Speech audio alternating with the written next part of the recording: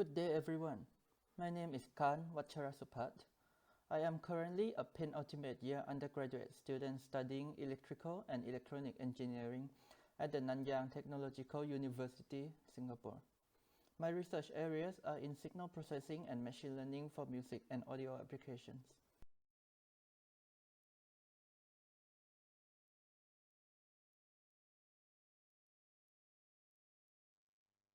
Today, on behalf of my co-authors, Ching-Hui and Prof. Andy, I will be presenting our paper, Directional Sparse Filtering using Weighted Lehmer Mean for Bright Separation of Unbalanced Speech Mixtures. Before we get started, let me introduce the problem of bright source separation. Bright source separation, or BSS for short, is a problem of extracting individual source signals from their mixture. The word bright suggests that we have little to no information about the setup and the sources. The problem we are specifically talking about today is underdetermined BSS, which is when we have more sources than the number of sensors or microphones. In the time frequency domain, the transfer functions from the sources to the sensor array are collectively known in BSS as the mixing matrix. One popular formulation of BSS as an unsupervised method is to estimate the mixing matrix as a latent variable. Once the mixing matrix is estimated, the problem of source extraction is generally simpler. In the underdetermined case, time frequency masking is one such method.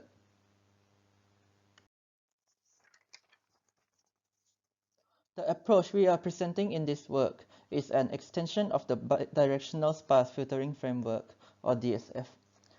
DSF was first introduced in ICASSP 2017 by my co-author, Ang.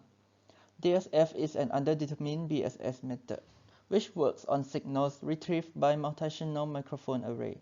It is unsupervised, which means that unlike deep learning-based method, it requires no pre-training, allowing it to work in many unseen setups. DSF uses soft clustering of directional information to estimate the mixing matrix. Hence, it requires a multi-channel sensor array as a data acquisition tool. The central assumption of DSF is based on the disjoint orthogonality of speech signal. Speech signal tends to be sparse in TF domain, which means at each TF bin, it is likely that the mixture is only dominated by one source, even if the sources are overlapping in time. This means that at each time frequency bin, our mixture signal vector x is simply a complex scalar multiple of the column of the mixing matrix Hn, responsible for the dominant source, since the source signal Sn at the TF bin is just a complex scalar. In the complex vector space as seen here, this means that the Hermitian angle between the two vectors are close to zero. Hence, the cosine-similarity between the two vectors are also close to unity. By clustering the mixture signal vector across all frames in each frequency bin, the columns of the mixing matrix in each frequency bin can be obtained from the centroids of these clusters. The phase invariant cosine distance shown here is a natural choice as a distance matrix. An important point to note is that DSF does not perform hard allocation of cluster, but rather it emulates the directional clustering behavior by using the soft minimum function to aggregate the distances between each TF mixture vector and the centroid. The original DSF uses power mean shown here as the soft minimum function and perform averaging over each frame to form the cost function shown here. However, the power mean has some inherent disadvantages when it comes to speech separation. Due to the nature of speech signal, each speaker will tend to occupy some frequency bins more than the other. This means that the frame distribution of sources in each frequency bins are often unbalanced. Since the power mean does not take that into account, some columns of the mixing matrix may be suboptimally learned if the corresponding source is underrepresented in that frequency bin. As a result, we seek another soft minimum function which can do the job better. One such function is the Lehmer mean shown here. By introducing a learnable weight W, into the source minimum function, the algorithm can automatically compensate for the source imbalances during optimization. Moreover, the Lehmer mean satisfies some properties which are desirable as a source minimum function for DSF. Just like power mean, the Lehmer mean decreases when the smallest cosine distance decreases. When one of the distances approaches zero, Lehmer mean allows DSF to behave similarly to directional clustering. Moreover, whenever one of the distances is zero, the Lehmer mean itself takes the value zero. This ensures that single source frames are treated equally and is not penalized in any way in the cost function.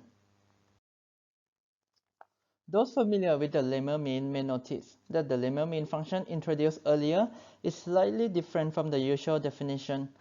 The Lehmer mean used in our work is a weighted Lehmer mean with additive smoothing as shown here. Recall that earlier we need the weight to adaptively compensate for source imbalances. However, the usual weighted Lehmer mean run the risk of weight degeneration. That is, some weights may all degenerate to zero as we minimize the cost function here.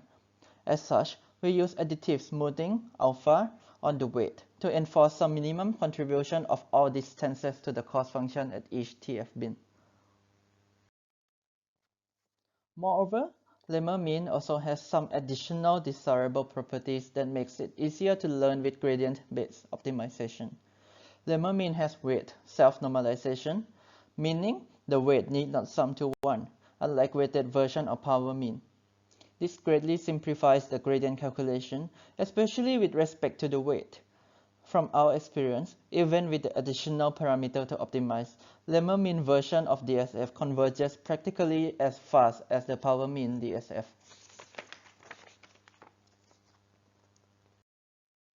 Now that we have established the proposed algorithm, we will be comparing DSF WLM, which is DSF by weighted Lehmer mean we are proposing, to other similar BSS algorithms.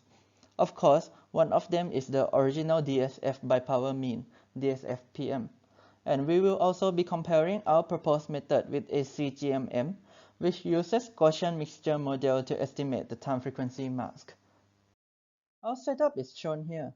We record 12 speech sources using concatenated utterances from the timid dataset in 3 real acoustic environments at all the different locations shown in the plot here. The source image recording was done using a mobile phone with 2 built-in microphones. We later superposed the source images to create a mixture with random attenuation of up to 12 dB on all but one source images. The metric we'll be using to evaluate our algorithm are SDR, or source to distortion ratio, which is a standard metric for BSS, as well as the extended short-term objective intelligibility measure, or ESTOI. As its name suggests, ESTOI estimates how intelligible the extracted source signals are, which is something we want to know when working with speech signals. Before we move on to the main result, I would like to note that the hyperparameter R in the Lehmer mean is quite important. We fix it at 0.5 across all acoustic environments later on for fairness. However, in practice, R should actually be optimized to each acoustic environment. From our experiment in a whole-out environment, R closer to 1 gives up a more consistent result, but lower median performance, whereas R closer to 0 give us higher medians but are more prone to failure. Now, to our main experiment. As you can see, DSF-WLM generally perform better than both DSF-PM and ACGMM in the office and lecture theater environment. The tutorial room environment actually see DSF-PM performing slightly better in terms of median performance, although overall it is quite similar performance to DSF-WLM.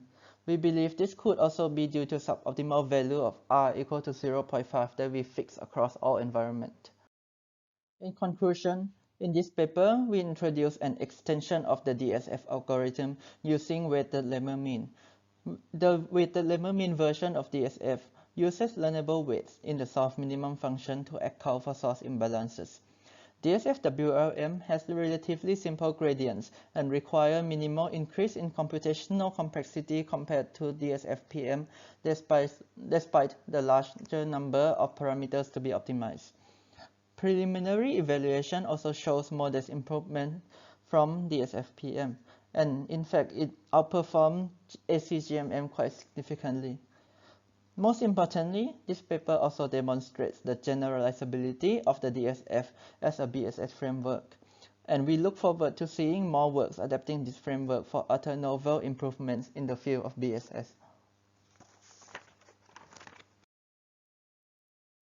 Thank you very much for listening, and we are looking forward to seeing you and having fruitful discussion at the live poster presentation session.